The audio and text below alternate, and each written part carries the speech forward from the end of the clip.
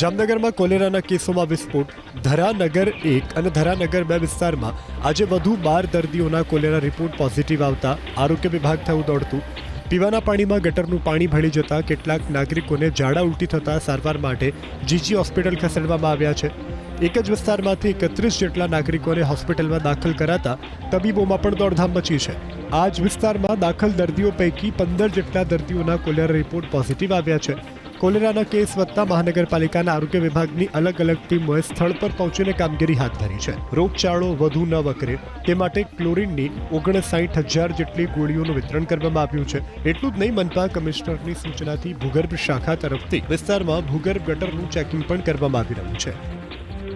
આ અંતર્ગત અમારી 4 હેલ્થ વિભાગ, વોટર વર્ક્સ વિભાગ, ભૂગર્ભ ગટર વિભાગ અને સોલિડ વેસ્ટ વિભાગની 4 વિભાગોએ રવિવારથી જ ત્યાં સ્થળ ઉપર કામગીરી યુદ્ધના ધોરણે શરૂ કરી દીધેલી હતી.